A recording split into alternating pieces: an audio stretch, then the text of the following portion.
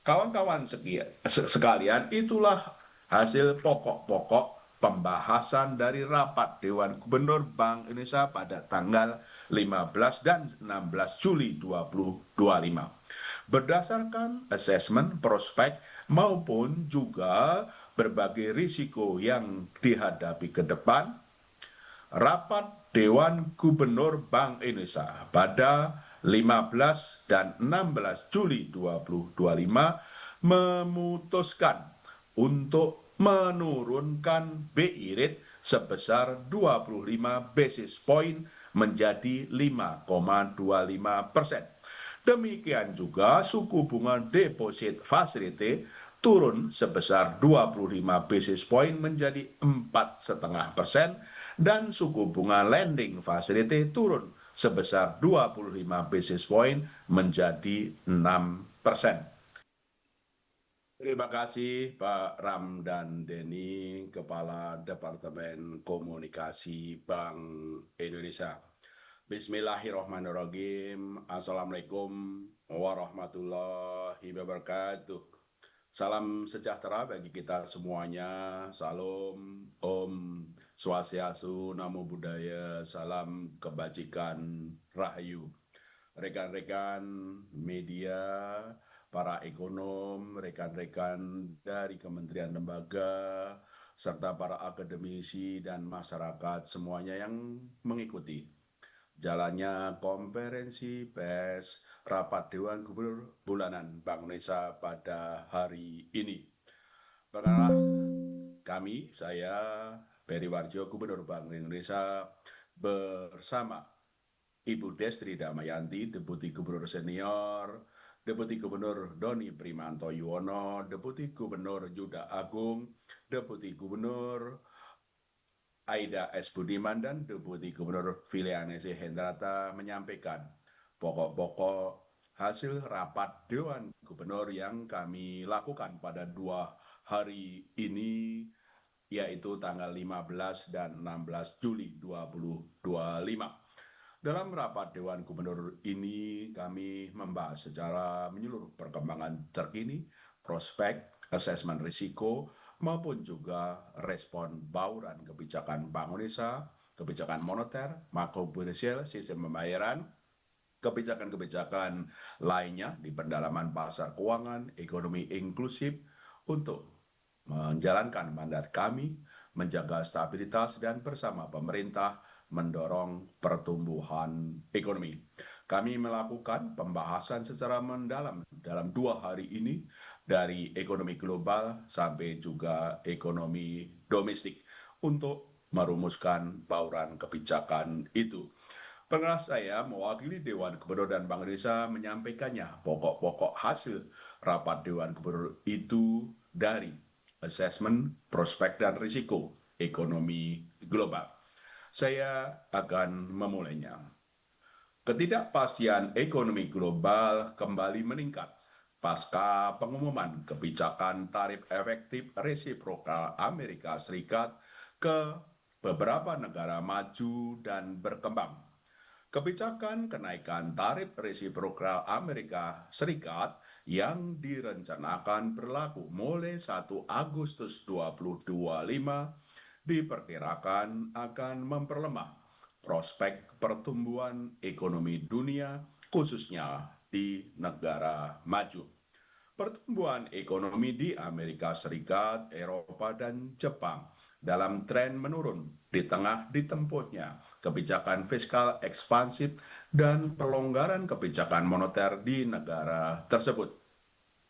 Kinerja ekonomi Tiongkok juga diperkirakan belum kuat di tengah berbagai strategi diversifikasi ekspor maupun kebijakan fiskal dan moneter yang ditempuh otoritasnya.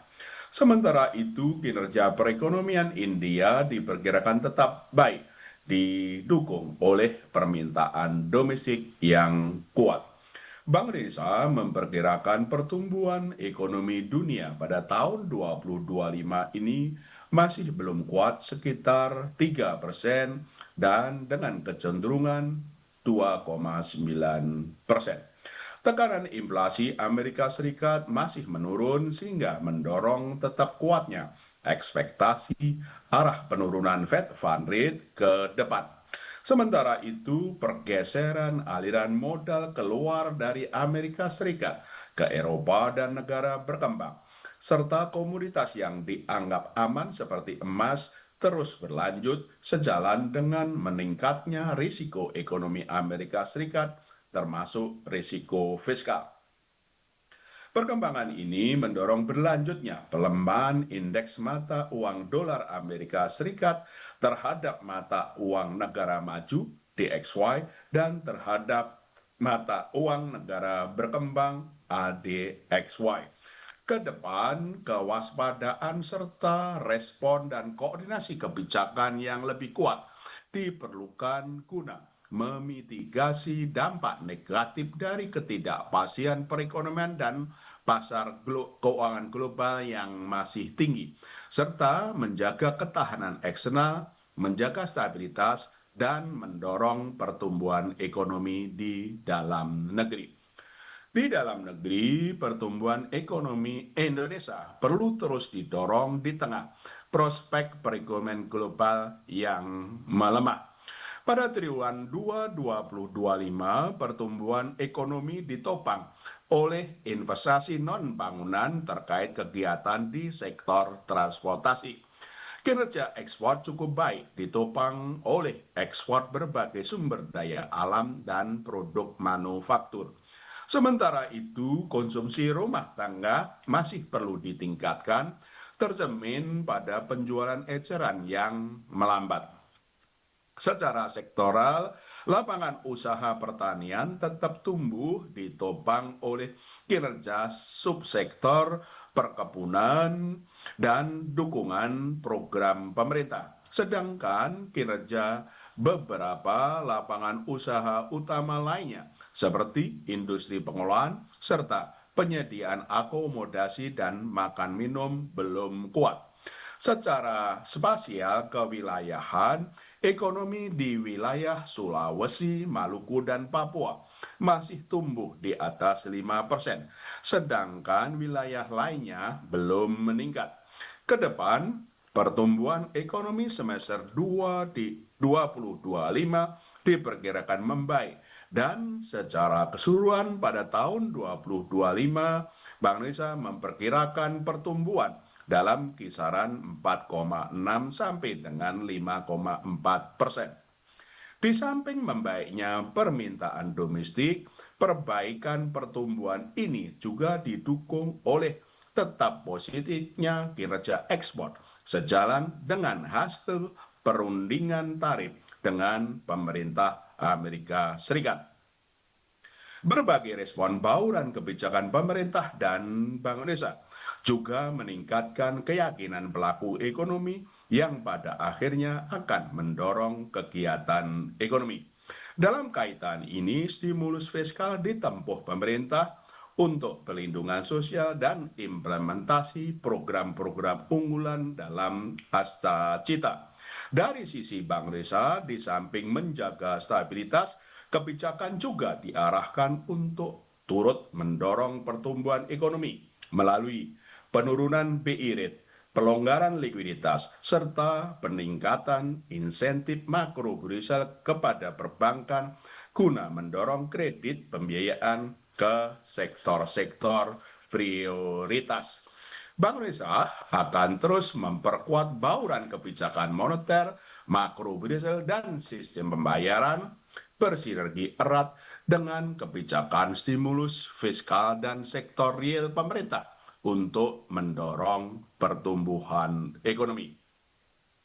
Neraca pembayaran Indonesia tetap baik dan mendukung ketahanan eksternal ekonomi Indonesia.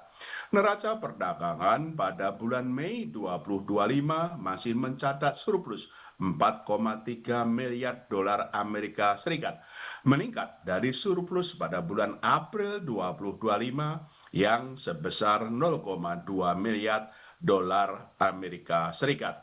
Perkembangan positif pada neraca perdagangan ini didukung oleh ekspor komoditas mesin listrik serta besi dan baja. Kinerja ekspor diperkirakan akan tetap positif sejalan dengan hasil perundingan tarif dengan pemerintah Amerika Serikat.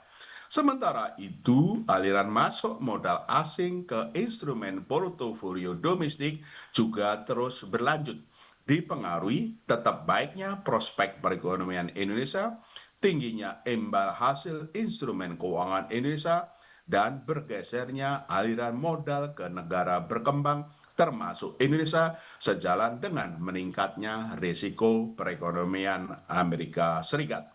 Aliran masuk modal asing ke SBN pada awal triwulan 3 2025. Data hingga 14 Juli 2025 mencatat net inflow sebesar 0,9 miliar dolar Amerika Serikat, melanjutkan net inflow pada triwulan 2 2025 sebesar 1,6 miliar dolar Amerika Serikat. Posisi cadangan devisa pada akhir Juni 2025 tetap tinggi, yaitu sebesar 152,6 miliar dolar Amerika Serikat. Jumlah cadangan devisa ini setara dengan pembiayaan 6, bulan impor atau 6,2 bulan impor dan pembayaran utang luar negeri pemerintah, serta berada jauh di atas standar kecukupan internasional, yaitu sekitar 3 bulan impor. Secara keseluruhan, neraca pembayaran Indonesia pada tahun 2025 diperkirakan akan mencatat defisit transaksi berjalan yang lebih rendah, yaitu dalam kisaran defisit 0,5% sampai dengan 1,3% dari PDB, dengan surplus transaksi modal dan finansial yang berlanjut di tengah ketidakpastian global yang masih tinggi. Nilai tukar rupiah menguat didukung kebijakan stabilisasi Bank Indonesia serta berlanjutnya aliran masuk modal asing. Nilai tukar rupiah pada Juni 2025, data hingga 30 Juni 2025, menguat sebesar 0,34% point to point dibandingkan dengan posisi akhir bulan sebelumnya.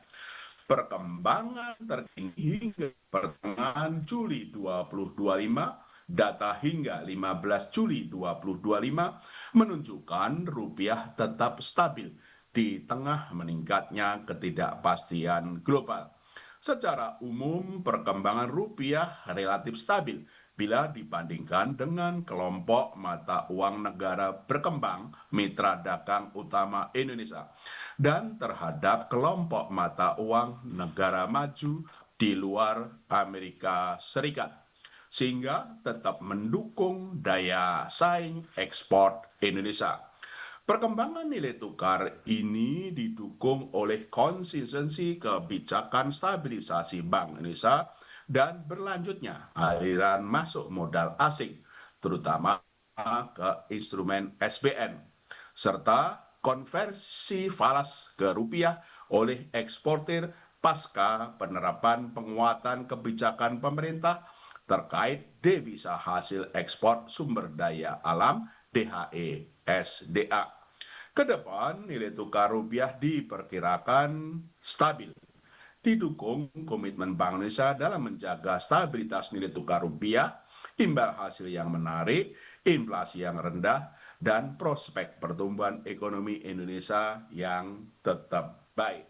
Bank Indonesia terus memperkuat respon kebijakan stabilisasi, termasuk intervensi secara terukur di pasar offshore non-delivery forward (NDF), serta strategi triple intervensi pada transaksi spot, domestic non-delivery forward (DNDF), dan SBN di pasar sekunder. Seluruh instrumen moneter juga terus dioptimalkan, termasuk penguatan strategi operasi moneter pro-market melalui optimalisasi instrumen sekuritas rupiah Bank Indonesia (SRBI), sekuritas falas Bank Indonesia (SVBI), dan sukuk falas Bank Indonesia (SUVBI), untuk memperkuat efektivitas kebijakan dalam menarik aliran masuk investasi portofolio asing dan mendukung stabilitas nilai tukar rupiah.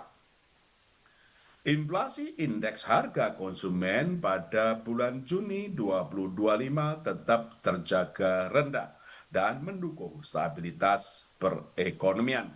Inflasi IHK pada Juni 2025 rendah, yaitu 1,87% year on year.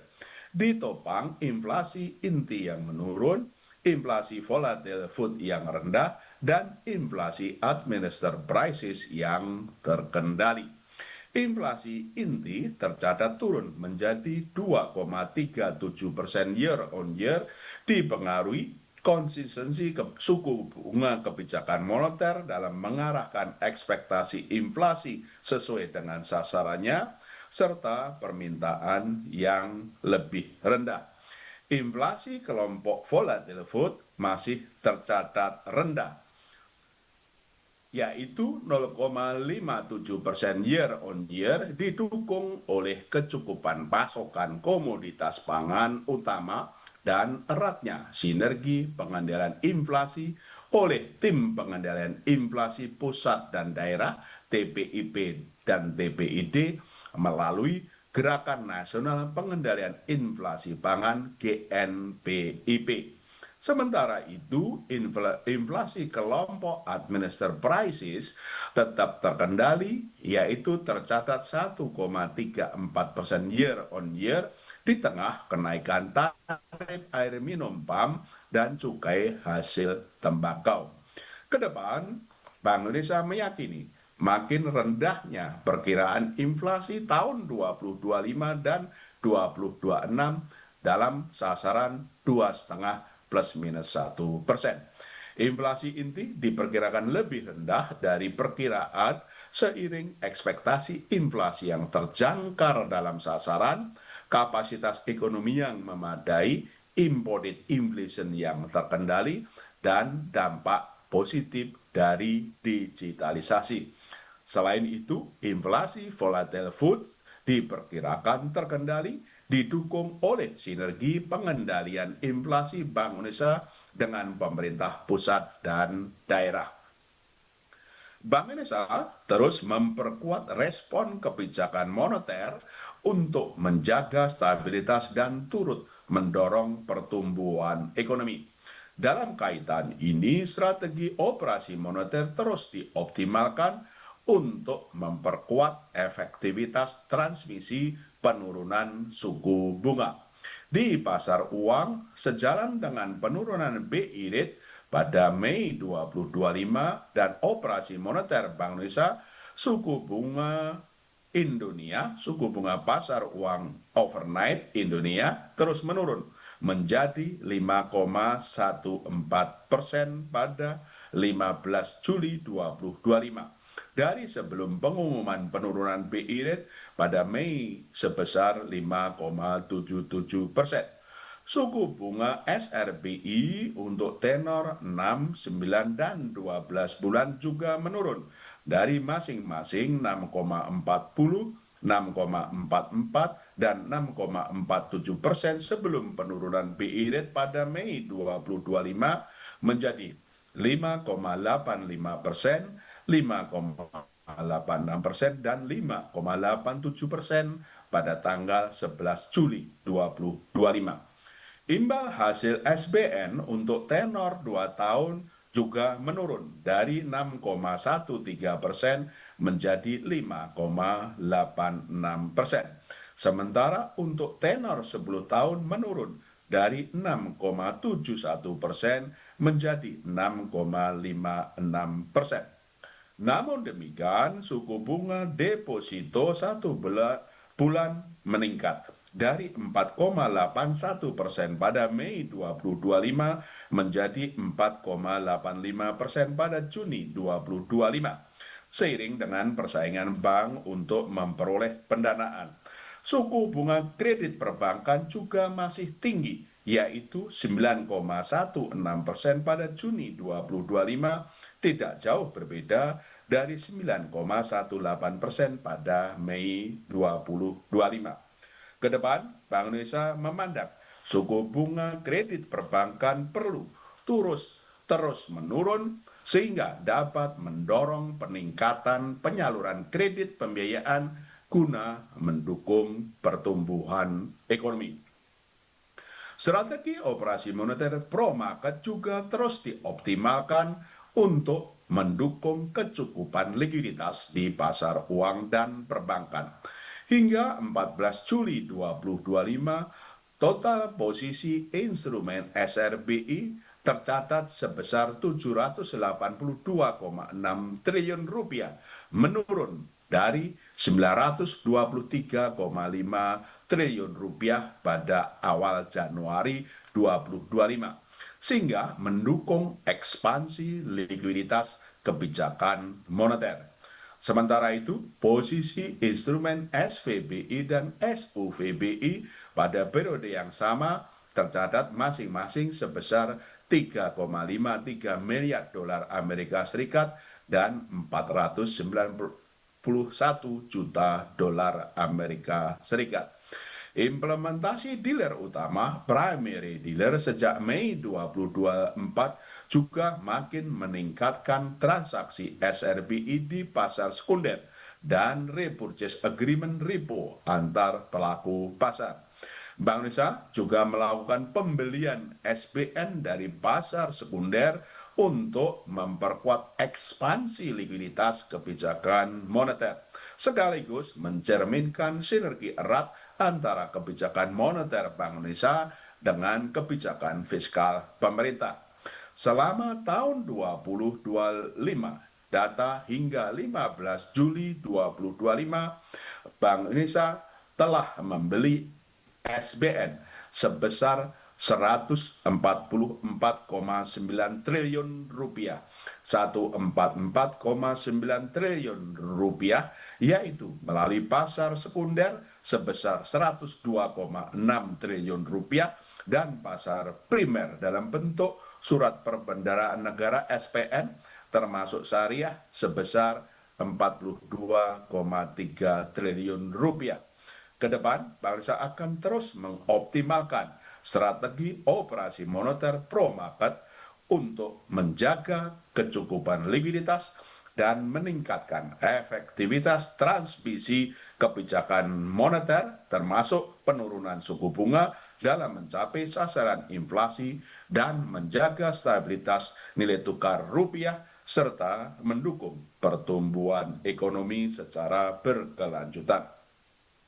Kredit perbankan perlu terus ditingkatkan untuk mendukung pertumbuhan ekonomi. Kredit perbankan pada Juni 2025 tumbuh sebesar 7,77% year on year, menurun dibandingkan dengan pertumbuhan Mei 2025 yang sebesar 8,43% year on year. Dari sisi penawaran, perkembangan ini dipengaruhi oleh perilaku bank yang cenderung berhati-hati dalam menyalurkan kredit di tengah dana pihak ketiga yang tumbuh meningkat menjadi 6,96% year on year pada Juni 2025.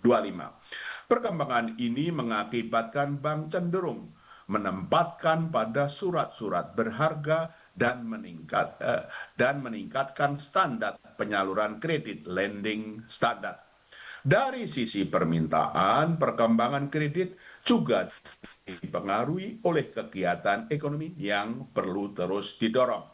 Berdasarkan penggunaan kredit investasi, kredit konsumsi, dan kredit modal kerja masing-masing tumbuh sebesar 12,53%, 8,49%, dan 4,45% pada Juni 2025. Berdasarkan sektor, kredit sektor perdagangan, pertanian, dan jasa dunia usaha perlu ditingkatkan untuk mendukung pembiayaan ekonomi.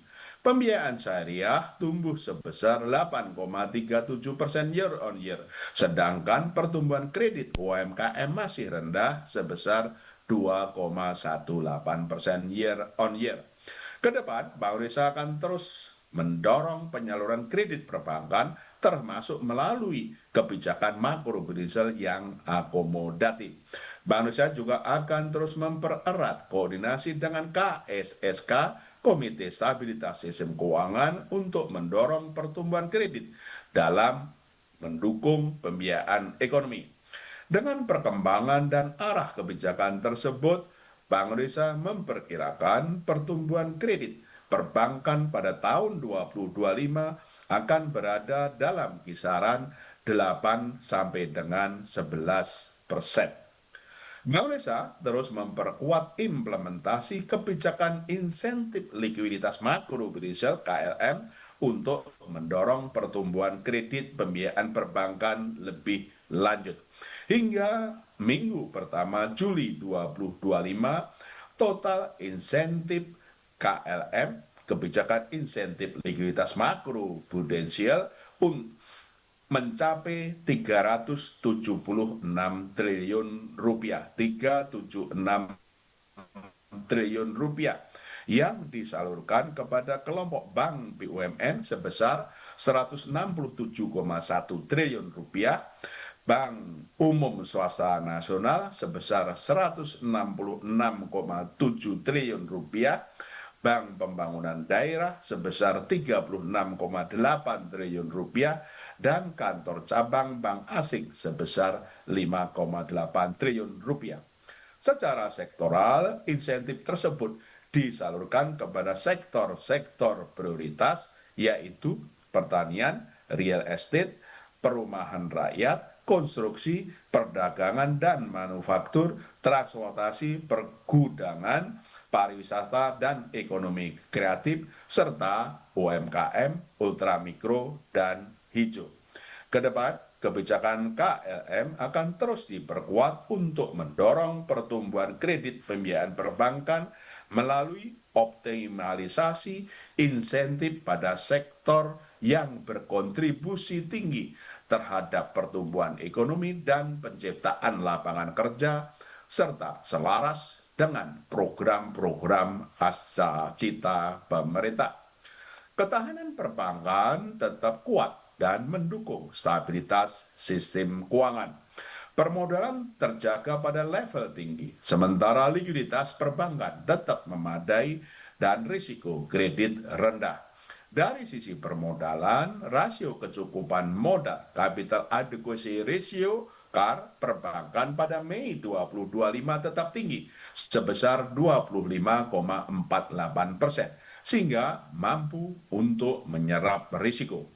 Sementara itu, likuiditas perbankan juga terjaga, tercermin dari rasio alat likuid terhadap dana pihak ketiga (AL per DPK) sebesar 27,05% pada Juni 2025. Rasio kredit bermasalah non-performing loan (NPL) perbankan juga terjaga rendah sebesar 2,29% bruto dan 0,85% neto pada Mei 2025.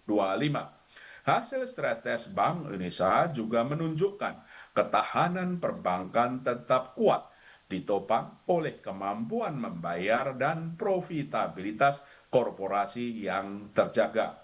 Kedepan, Bank Indonesia terus memperkuat sinergi kebijakan bersama KSSK dalam memitigasi berbagai risiko ekonomi global dan domestik yang berpotensi mengganggu stabilitas sistem keuangan. Kinerja transaksi ekonomi dan keuangan digital pada triwulan 2 2025 tetap baik, didukung oleh sistem pembayaran yang aman, lancar, dan andal. Dari sisi transaksi pembayaran digital yang terdiri atas transaksi melalui aplikasi mobile dan internet pada triwulan 2 2025 tumbuh 30,51% year on year, sehingga mencapai 11,67 miliar transaksi, didukung oleh peningkatan seluruh komponen. Volume transaksi aplikasi mobile dan internet meningkat masing-masing sebesar 32,16% year on year dan 6,95% year on year, termasuk volume transaksi pembayaran digital melalui KRIS yang tumbuh tinggi, yaitu sebesar 148,5% year on year, didukung oleh peningkatan jumlah pengguna dan merchant. Dari sisi infrastruktur, volume transaksi retail yang diproses melalui BI Fast tumbuh 42,87% year on year sehingga mencapai 1,12 miliar transaksi dengan nilai mencapai 2.788,3 triliun rupiah di sepanjang triwulan 2 2025. Volume transaksi nilai besar yang diproses melalui Bank Indonesia Real Time Gross Settlement (BIRTGS) tercatat sebanyak 2,32 juta transaksi dengan nilai sebesar 47.481 triliun rupiah di sepanjang triwulan 2 2025. Sementara dari sisi pengelolaan uang rupiah, uang kartal yang diedarkan tumbuh 9% menjadi 1.153 triliun rupiah pada triwulan 2 2025. Stabilitas sistem pembayaran tetap terjaga, ditopang oleh infrastruktur yang stabil dan struktur industri yang sehat. Infrastruktur yang stabil tercermin pada penyelenggaraan sistem pembayaran Bank Indonesia (SPBI) yang lancar dan andal, serta kecukupan pasokan uang dalam jumlah dan kualitas yang memadai pada triwulan 2 2025. Struktur industri yang sehat tergambar pada interkoneksi antar pelaku dalam sistem pembayaran yang terus menguat dan diikuti oleh ekosistem ekonomi keuangan digital (EKD) yang meluas. Transaksi pembayaran berbasis standar nasional Open API pembayaran atau SNAP juga meningkat sejalan dengan perluasan tingkat adopsi. Kedepan, Bank Indonesia akan terus memastikan ketersediaan, keandalan, dan keamanan infrastruktur sistem pembayaran Bank Indonesia baik retail maupun wholesale, serta infrastruktur sistem pembayaran industri. Bank Indonesia terus menjaga ketersediaan uang rupiah dalam jumlah yang cukup dengan kualitas yang layak edar di seluruh wilayah Negara Kesatuan Republik Indonesia (NKRI), termasuk daerah terdepan, terluar, dan terpencil. Kawan-kawan sekalian, itulah hasil pokok-pokok pembahasan dari rapat Dewan Gubernur Bank Indonesia pada tanggal 15 dan 16 Juli 2025. Berdasarkan asesmen prospek maupun juga berbagai risiko yang dihadapi ke depan, rapat Dewan Gubernur Bank Indonesia pada 15 dan 16 Juli 2025 memutuskan untuk menurunkan BI rate sebesar 25 basis point menjadi 5,25%. Demikian juga suku bunga deposit facility turun sebesar 25 basis point menjadi 4,5% dan suku bunga lending facility turun sebesar 25 basis point menjadi 6%. Keputusan ini konsisten dengan makin rendahnya perkiraan inflasi tahun 2025 dan 2026 dalam sasaran 2,5 plus minus 1%, terjaganya stabilitas nilai tukar rupiah sesuai dengan fundamental, serta perlunya untuk terus mendorong pertumbuhan ekonomi. Kedepan, Bank Indonesia akan terus mencermati ruang penurunan suku bunga untuk mendorong pertumbuhan ekonomi dengan tetap mempertahankan stabilitas nilai tukar rupiah dan pencapaian sasaran inflasi sesuai dengan dinamika yang terjadi pada perekonomian global dan domestik. Sementara itu, kebijakan makrobudensial akomodatif terus dioptimalkan dengan berbagai strategi untuk meningkatkan kredit pembiayaan, menurunkan suku bunga dan fleksibilitas pengelolaan likuiditas perbankan guna mendorong pertumbuhan ekonomi yang berkelanjutan. Kebijakan sistem pembayaran juga diarahkan untuk turut menopang pertumbuhan ekonomi melalui perluasan akseptasi pembayaran digital serta penguatan infrastruktur dan konsolidasi struktur industri sistem pembayaran.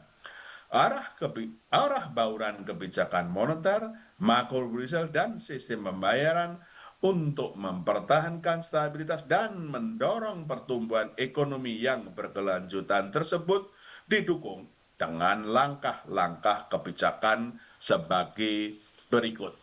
Pertama, penguatan strategi stabilisasi nilai tukar rupiah yang sesuai dengan fundamental melalui intervensi baik melalui transaksi spot domestic non-delivery forward DNDF di pasar domestik maupun transaksi non-delivery forward NDF di pasar luar negeri. Strategi ini disertai dengan pembelian surat berharga negara SBN di pasar sekunder untuk menjaga stabilitas pasar keuangan. Kedua, penguatan strategi operasi moneter pro-market guna makin memperkuat efektivitas transmisi penurunan suku bunga, menjaga kecukupan likuiditas, mempercepat pendalaman pasar uang dan pasar valuta asing, serta mendorong aliran masuk modal asing. Dengan memperkuat efektivitas transmisi penurunan suku bunga melalui penyesuaian struktur suku bunga, instrumen moneter, dan swap falas dengan tetap menjaga daya tarik aliran masuk portofolio asing ke aset keuangan domestik. Menjaga kecukupan likuiditas di pasar uang dan perbankan melalui lelang sekuritas rupiah Bank Indonesia SRBI dan pembelian surat berharga negara SBN di pasar sekunder dan memperkuat peran dealer utama dalam meningkatkan transaksi SRBI di pasar sekunder dan transaksi repurchase agreement repo antar pelaku pasar. Ketiga, penguatan publikasi asesmen transparansi suku bunga dasar kredit SBDK dengan pendalaman pada suku bunga kredit berdasarkan sektor prioritas yang menjadi cakupan kebijakan insentif likuiditas makrobudensial KLM yang terdapat dalam lampiran. Keempat, perluasan akseptasi digital melalui peluncuran kerjasama KRIS antar negara dengan Jepang dan inisiasi sandbox KRIS antar negara dengan Tiongkok pada tanggal 17 Agustus 2025, serta penguatan edukasi dan sosialisasi KRIS tanpa pinde KRIS Tab kepada pengguna dan merchant. Dan kelima, penguatan dan perluasan kerjasama internasional di area kebang sentralan, termasuk dengan memperkuat konektivitas sistem pembayaran dan transaksi menggunakan mata uang lokal, serta fasilitasi penyelenggaraan promosi investasi dan perdagangan di sektor prioritas bekerja sama dengan instansi terkait.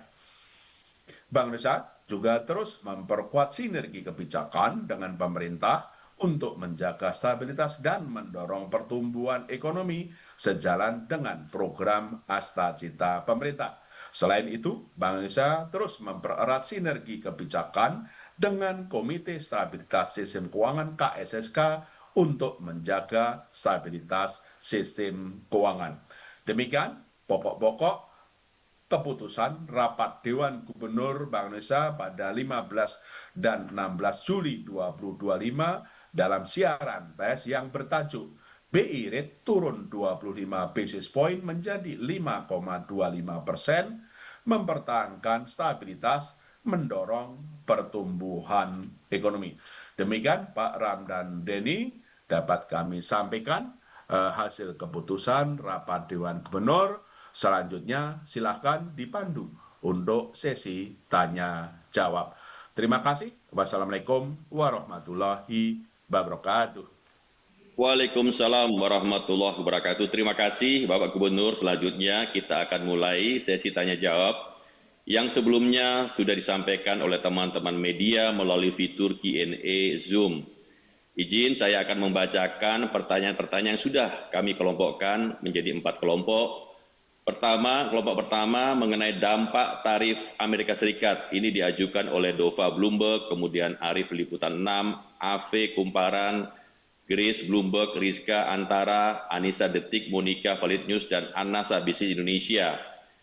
Tarif Amerika Serikat 19%, bagaimana dampak ke pertumbuhan ekonomi Indonesia, dampak ke rupiah dan juga sektor keuangan. Kemudian sebagai gantinya terdapat rencana pembelian produk energi hingga Boeing oleh pemerintah, bagaimana dampaknya kepada neraca pembayaran. Di sisi lain, tarif 0% untuk produk impor dari Amerika Serikat, bagaimana dampaknya ke neraca perdagangan? Kemudian, apakah BI melihat kesepakatan ini berdampak langsung terhadap ekspektasi pasar dan aliran modal asing jangka pendek ke Indonesia, terutama di pasar keuangan? Kelompok yang kedua mengenai kebijakan suku bunga dari Grace Bloomberg, bagaimana ruang penurunan suku bunga ke depan, apa saja faktor utama yang menjadi pertimbangan. Kelompok ketiga mengenai pertumbuhan kredit dari Vian Kontan dan juga Grace Bloomberg, transmisi penurunan suku bunga belum dilakukan oleh bank. Apakah ada ruang penurunan suku bunga kredit perbankan di tengah ketatnya likuiditas? Apakah kebijakan Bank Indonesia untuk mendorong percepatan transmisi ini? Kemudian ada peningkatan NPL sektor perumahan.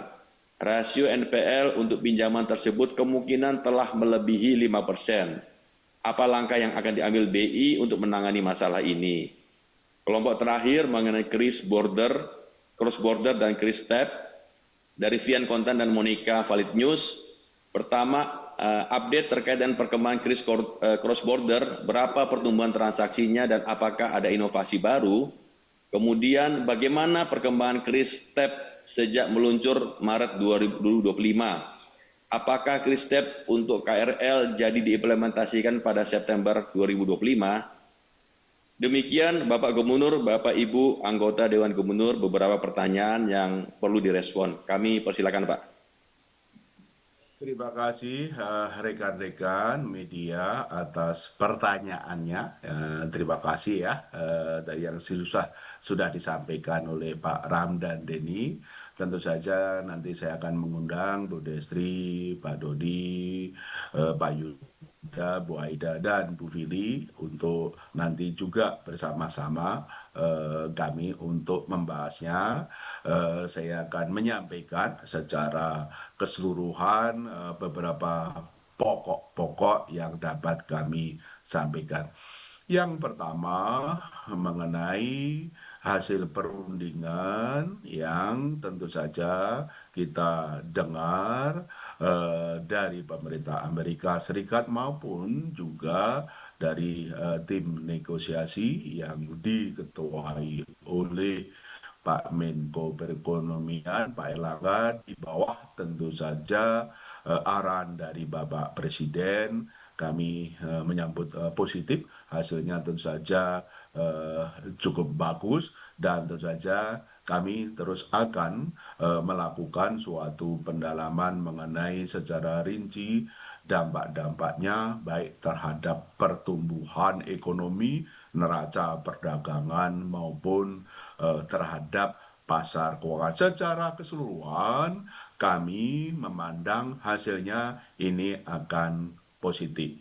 Dari sisi kinerja ekspor, seperti tadi kami sampaikan, kami juga memandang kinerja ekspor ke depan, termasuk ke Amerika, itu akan tetap baik dengan hasil perundingan ini.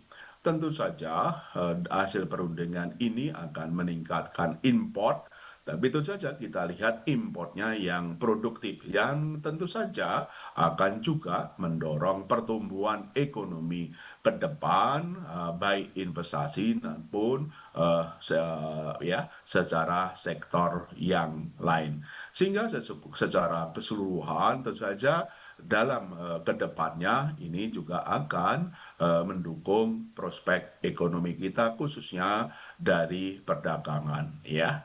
Dan kemudian yang kedua kami juga melihat bahwa dampak ininya terhadap pasar keuangan juga akan positif karena ini akan memberikan kepastian dan juga hasil perlindungannya tentu saja cukup baik sehingga memberikan kepastian para pelaku pasar baik dalam luar negeri dalam kemudian membuat perkiraan-perkiraan dan juga keputusan-keputusan ke depan. Secara keseluruhan kami juga akan berdampak positif terhadap ekspektasi pasar dan aliran modal asing ke jangka pendek ke Indonesia. Termasuk juga ini juga akan memperbaiki ekspektasi para pengusaha dan juga para pelaku di sektor keuangan perbankan untuk membuat keputusan-keputusan bisnis ke depan.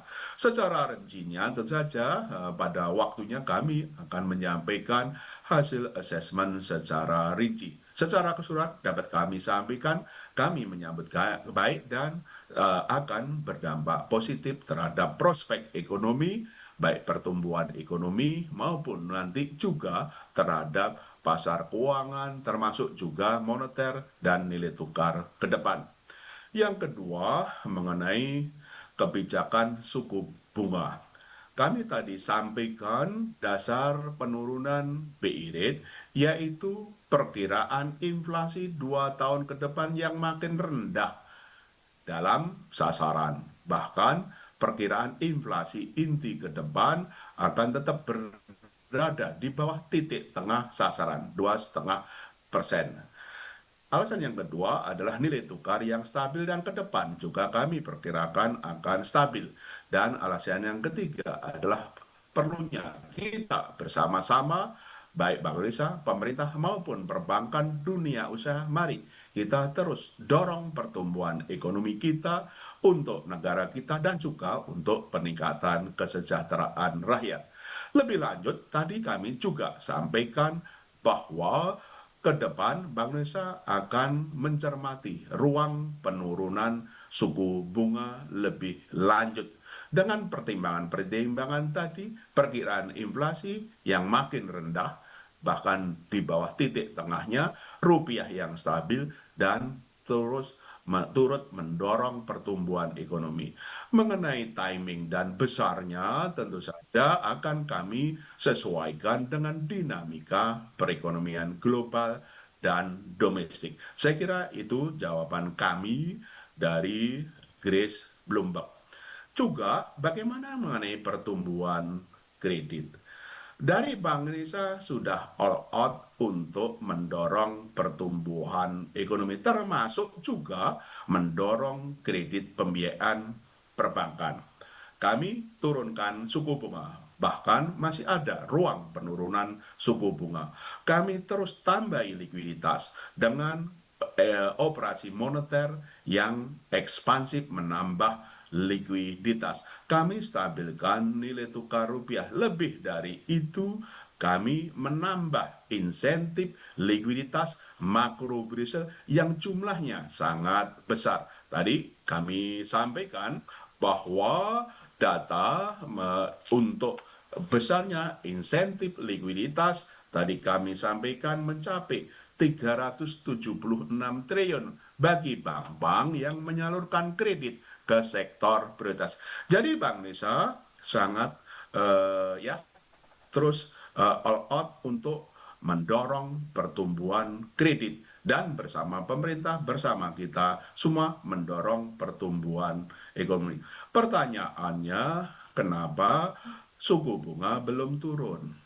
Kenapa kredit juga tentu saja pertumbuhannya bulan lalu adalah juga turun. Tentu saja inilah analisis kami dari sisi permintaan maupun penawaran kredit.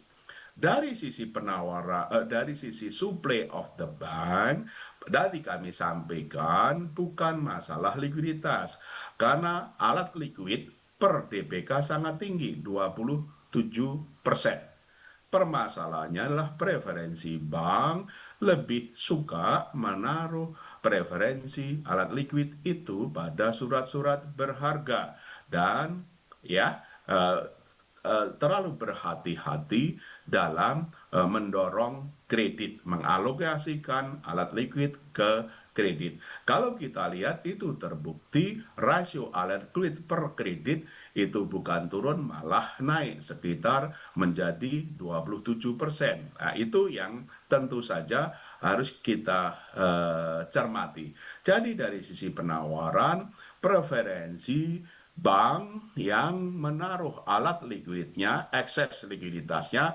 pada surat-surat berharga dibandingkan dengan mendorong kredit. Dan tentu saja juga kelihatan lending standar yang cenderung meningkat.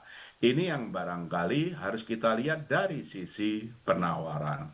Dari sisi permintaan kita juga menyadari belum seluruh sektor tumbuh tinggi. Sektor ekonomi yang memang mendorong permintaan sebagian besar berorientasi ekspor, kemudian dari sisi dalam negeri sejumlah untuk perdagangan, untuk konstruksi, transportasi perdagangan, dan juga sektor-sektor jasa. Nah, ini tentu saja bersama dari Bank Indonesia, pemerintah, dan juga dunia usaha tentu saja bersama untuk mendorong pertumbuhan ekonomi. Oleh karena itu, kenapa dengan tadi suku bunga BI kita turunkan, likuiditas terus kita tambahkan dan juga dalam strategi operasi moneter kita juga dengan penambahan likuiditas, kecenderungan suku bunga tidak hanya BI rate tapi juga untuk tenor sampai dengan 12 bulan juga akan cenderung turun. Dan ini ya yang kemudian juga tentu saja akan mendorong perbankan lebih banyak mengalokasikan alat likuidnya bukan ke surat-surat berharga, tapi juga ke kredit. Tentu saja kita juga lihat suku bunga SBN yield juga akan semakin turun dan tentu saja juga akan mendorong perbankan menyalurkan kredit kepada dunia usaha. Tentu saja kami menyadari bank-bank akan hati-hati dalam melakukan assessment sektor-sektor mana, korporat mana yang layak dalam mendapatkan kredit, tapi himbauan kami, yuk bersama-sama turunkan suku bunga. Yuk kita sama-sama mendorong kredit. Dan mari kita bersama-sama mendorong pertumbuhan ekonomi untuk negara kita dan juga untuk kesejahteraan rakyat. Saya kira itu yang dapat kami sampaikan. Tentu saja saya akan mengundang Bu Destri dan rekan-rekan anggota Dewan Gubernur lain, termasuk nanti cross border dari Bu Fili. Saya undang Bu Destri, monggo. Setelah itu Pak Doni, Pak Yuda, Bu Aida, dan Bu Fili. Silakan, monggo Bu Destri. Baik, terima kasih Pak Gubernur dan juga terima kasih teman-teman ini untuk pertanyaan-pertanyaannya. Mungkin saya menambahkan apa yang tadi disampaikan kepada Pak Gubernur. Yang pertama untuk aliran modal asing yang masuk. Kalau saya melihat memang sama disampaikan oleh Pak Gubernur bahwa kepastian itu menjadi lebih clear sekarang, paling tidak dengan pengumuman apa yang sudah dilakukan oleh Presiden Trump. Dan juga khususnya untuk Indonesia dari ekspektasi 32% sekarang menjadi 19%, saya rasa itu menjadi good news juga untuk ekonomi kita. Dan kalau kita lihat juga untuk SBN kita, pasar SBN, inflow ini sekarang juga sudah sangat cepat masuk, sekitar 56-57 triliun untuk year to date, dan ini tentunya juga membantu terjadinya falas di domestik. Dan selain itu juga diberlakukannya kebijakan PP terkait dengan konversi untuk DHSDA, itu juga kita melihat terjadinya konversi, sehingga itu juga menambah suplai falas di pasar domestik kita. Sehingga itu juga yang membuat mengapa rupiah juga relatif stabil dalam beberapa bulan terakhir ini. Itu yang pertama. Kemudian mungkin menambahkan apa yang tadi terkait dengan likuiditas. di perbankan kita. Sama juga tadi yang disampaikan oleh Pak Gubernur bahwa sebenarnya kalau memang kita lihat likuiditas di pasar itu cukup liquid, bahkan kalau kami menyampaikan kata-kata sangat liquid bisa tercermin dengan beberapa kali lelang SBN dan SRBI itu bid to win rasionya selalu di atas 4 kali. Jadi artinya bank itu masih mempunyai kelebihan likuiditas. Itu yang pertama. Kemudian kami juga melihat di pasar uang, di puap pasar uang rupiah kita, itu kita lihat juga Indonesia, yaitu suku bunga overnight, terus mengalami penurunan. Jadi kalau di bulan Mei, sebelum penurunan BI rate pada saat bulan Mei, itu mencapai 5,77%, sekarang itu mencapai 5,14%. Dan kemudian juga kalau kita lihat SRBI dalam 1 bulan ini yieldnya itu sudah turun sekitar 40 basis point, yaitu di mana sekarang 12 bulan itu sudah mencapai level di bawah 6%, yaitu di level 5,85%. Sementara SBN juga sudah turun 20 hingga 30 basis point. Jadi kalau kita melihat di sini, transmisi itu sudah terjadi sampai di pasar uang kita dan pasar SBN. Memang tantangannya adalah di bank, bagaimana preferensi bank ini tentunya bisa paling tidak mereka mempunyai risk appetite lagi. Dan ini kita harapkan beberapa program pemerintah tentunya membuat ruang akan terjadinya permintaan baru untuk di perbankan, apalagi ini juga disupport oleh pemerintah. Ya, sehingga kita berharap dengan SRBI dan SBN rate juga yang makin turun, sehingga ini juga menyebabkan bank yang tadinya lebih banyak menempatkan dananya di SSB, surat-surat berharga, mereka juga akan mulai menyalurkan kreditnya ke depan. Karena likuiditas itu ada sebenarnya. Itu mungkin tambahan dari saya, Pak Gubernur. Terima kasih. Terima kasih. Saya undang Pak Doni dalam tambahan. Silakan Pak Doni. Terima kasih Pak. Sedikit menambahkan dari perspektif ekonomi daerah ya. Jadi kami juga selalu melakukan pembahasan ya dengan seluruh kantor perwakilan BI di daerah untuk mengevaluasi kondisi terkini. Jadi memang tadi sudah disampaikan Pak Gubernur, kami juga melihat bahwa pertumbuhan kredit itu memang belum mencerminkan kekuatan penuh dari sektor unggulan di daerah. Jadi kita melihat demand for kreditnya belum begitu kuat. Nah, karenanya kami tentunya di daerah itu berkomitmen untuk memperkuat sinergi pusat dan daerah dan untuk memastikan bahwa insentif likuiditas yang diberikan melalui KLM itu benar-benar menyentuh sektor produktif dan prioritas di daerah. Itu termasuk pertanian, perumahan rakyat, dan UMKM. Sehingga saya rasa mampu untuk mendorong denyut ekonomi lokal yang di daerah. Nah, oleh karena itu tentunya kami berkomitmen Bank Indonesia ini kami sedang mengintensifkan sinergi koordinasi ya bersama pemerintah daerah, kemudian OJK, bahkan perbankan melalui Badan Musyawarah Perbankan Daerah atau kita sebut BMPD untuk mendorong kesiapan kita melihat pipeline dari pembayaran ke depan. Jadi kita berharap dengan upaya-upaya ini kita bisa mendukung usaha yang sudah baik, tapi juga yang sudah tumbuh dan tentunya harapan kita kreditnya atau demand for kreditnya muncul dari daerah. Mungkin itu Pak Gubernur. Terima kasih Pak Gubernur. Terima kasih. Selanjutnya Pak Yuda, silakan. Terima kasih Pak Gubernur. Saya akan merespon pertanyaan terkait dengan NPL sektor perumahan. Kalau kita lihat NPL perumahan secara industri itu sebenarnya masih belum terlalu meningkat tajam, yaitu di level 3,17%. Dan untuk kalau kita zooming lebih lanjut, itu untuk NPL perumahan kelompok pendapatan rendah itu 2,7%, dan NPL perumahan kelompok pendapatan menengah itu 4,5%. Tentu saja kami terus monitor perkembangan kredit ya, termasuk juga NPL perumahan ini, dan terus kami lakukan koordinasi dengan di KSSK. Mungkin itu Pak Gubernur, terima kasih.